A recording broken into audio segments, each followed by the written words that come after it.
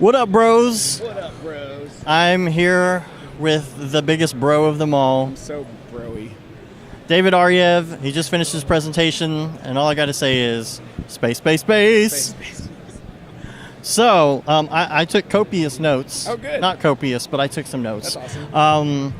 We had to pull you away from your schmoopy groupies in order to get you over here. And the actual Snoopy. And the actual schmoopy to get you over here Yeah. to get an interview because you're so famous now. So famous. No, I'm not famous. I really liked your I like the angle of your talk. Cool. The digital DP stuff. totally. I think you and we were doing an episode like Matt was out of town or something one time, and we kind of started to have this conversation about being a digital DP, and so I really like that you've like done a whole presentation on it. Totally. Your second talk is tomorrow. Is that true? No, I don't have a second. I thought you had a second talk. No. Oh, somebody had a second talk. I thought you had two for some I wish reason. I could redo that talk without the anxiety attack at the beginning, but I'm good. Okay, so Beeple had a second talk. Yes. Has a Beeple's second got talk. Two, and Jeremy Cox has two. Though weirdly, it looks like Jeremy's are like the same, but twice. I don't get it. But yeah, Beeple has two different actual talks with different content.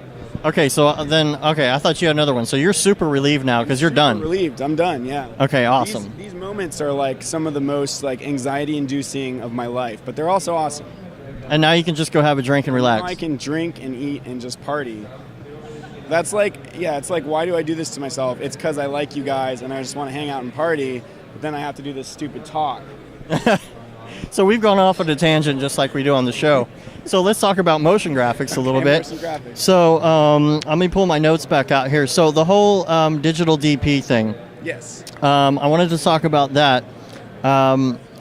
You got into lighting, which is really cool, and you also got into camera moves. Yeah. And like if you watch a lot of stuff online when people are first starting out doing camera moves in Cinema 4D, especially if they don't have a background in anything video, maybe if they come from like some sort of a print graphics background, their camera moves can be pretty bad. Yeah. So I like that you've gotten into camera moves. Yeah, I see a lot of people on Instagram that have beautiful looking scenes, and the second they go to animate it, it's like camera move starts and stops, or just something like really weird, or like does some weird jiggle, or I don't know, like it just doesn't often look cinematic. Like they're able to design a cinematic scene, even light it nicely, it's weird to me. And then like when they go to do the motion, there's a really big gap in knowledge there. So I'm hoping to kind of fill that gap a little bit. The linear keys is one of those things. Doing linear keys so that your shot doesn't start and stop within the shot. It just looks like it was a continuous camera motion that had already started before the cut. Totally. I had a question for you because you were talking about the stage object. Yep. And most people don't know about stage objects, so tell everybody about that a little bit. The stage object is a little weird object from ye olden times in Cinema 4D that lets you cut between two cameras within the context of the same shot, so you don't have to render out necessarily like a hardware render pass and bring it into Premiere and do the edit there. It's a much quicker turnaround to be able to check continuity of two different, like tight to wide or, pushing to pulling, like, just the edit point. Check how your edits are working within the same scene. Do you use the stage object in the actual render? No, I don't, actually. Not for a single scene in that music video, but it's really useful for demoing in this case. I was just curious because I was going to ask you something weird that happens in Octane whenever you use a stage object and motion blur at the same time. The first frame is, that's always true with, I didn't know that's true with the stage object, but that makes sense that like often the first frame has no motion blur in Octane. It's a weird glitch that I don't get. But it's the opposite. You get like a crazy motion blur. Streak? Weird. I haven't seen that because I haven't actually done that. It's because the camera, it thinks the camera is going from over here to way over here all of a sudden. Oh, that makes total sense. That's so crazy. Octane's like too smart for its own good. What? Matt's just shaking his head. I forget what I was going to say about that. Oh, yeah, so like I like to render like a single scene. Like it's good for checking continuity, but I like to render individual shots with handles a lot of the time so that I have a little bit of room in the edit to play, and so it's not super locked, I also like that you talked about the, what is it called? The track before and after, which I have seen a million times and I've never really clicked on it to see what it does. No way. And I'm like, oh, well, that's Seriously? nice. That's awesome. Yeah, there's track before and after. which just extends whatever interpolation you've got going. I wish this existed in After Effects, because what I'll do in After Effects is I'll have a linear 2 keyframes, and then I want to extend a shot, right? And then I have to like drag the keyframe up and match the angle of the previous 2, and then delete the middle keyframe. Does that make sense? Yeah. Yeah. So in this case, it just creates this infinite, extension of your keyframe, and you can just drag your keyframes anywhere, and you'll see it continue, whether it's a rotation or a position keyframe, anything. There's also an oscillate before and after that'll let you just continuously like loop animation. I've used that, yeah. Yeah, exactly. Well, that could have saved me a lot of time if I would have known about that. Yeah, totally. Fog. Fog in Octane is something that's really hard to master, and it seems like you have spent the hard work and time trying to figure that out. Yeah. Have you done a tutorial on that yet? Yes, I have. Okay. I need to watch all of your tutorials then. Oh, okay, cool. Yeah, the Future Cities tutorial has a long segment on volumetrics, creating clouds, and then also creating the fog, and showing you how you can even combine those 2 systems into one to create like fog plus clouds. Yeah. But just don't combine 2 VDBs together. Yeah, don't mash 2 VDBs together, because then they get this bizarre artifacting that pisses me off. And the world will explode. Yeah, your computer's going to explode. And Ahmed will be mad at you. And Ahmed will come down from Turkey and punch you in the face.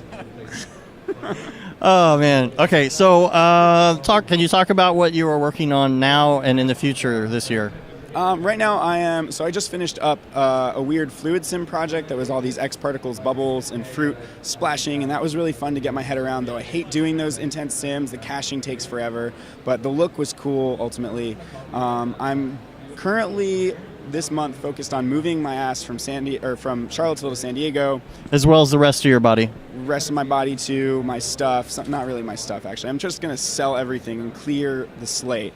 But I'm teaching 2 VFX classes, and I'm going to integrate VR. So this is to kids in Charlottesville. It's going to be really fun. Element 3D, and then one on Cinema 4D, like light. And then I'm also doing the intro to Katy Perry. I can't really talk much more about that, but it involves more space, and Mitch Meyer's VDB packs and his planet pack, and I'm creating planets and nebulae and satellites and stuff. So I'm creating some fun stuff there. And you're working with? I'm working with Frédéric Duquette of Favok Render. Yeah, I love that guy. And then, though we're kind of working a little bit more independently, but yeah, so there might be more crossover there. But so there's that, and then I'm also doing this music video for this dude that I've worked for before that involves like viral fluid sims, like crawling over people's bodies and all this weirdness. But I've got too much going on right now, and I need to like pass off one of these projects or get one of my friends to, But you guys are booked, so. Maybe in October. I don't know. We'll see. Yeah, I don't know. The deadline's before that, but we'll work together. We'll work together soon. Yeah. Cool. Now, if people want to find you online, where can they find you? At David Ariew, or you can go to arievvisuals.com, which is ARIEVVISUALS.com. And you're also on your tutorials on iDesign? Yeah, all my tutorials are on iDesign. I'm going to keep pumping those out. The next one's going to be on more Octane scatter and recreating that kind of look that Chris Schmidt did a while back, those topographic maps with the little cubes. But creating that with some extra displacement, or showing how you can get this interesting sliced look.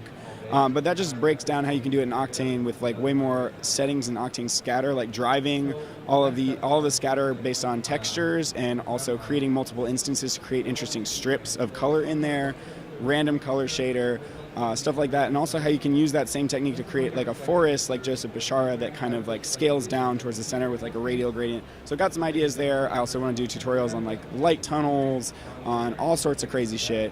Yeah. Cool. Well, and you can also be heard sometimes on the Brograph podcast. Just sometimes. Yeah, just once in a while. I think I've been on like 20 of them. Those jerks. Those jerks. So I think that about wraps it up. We're coming to you from the show floor at Siggraph 2017. David, thank you so much, and we'll see you for beers later. Awesome. Sounds great. I can't wait.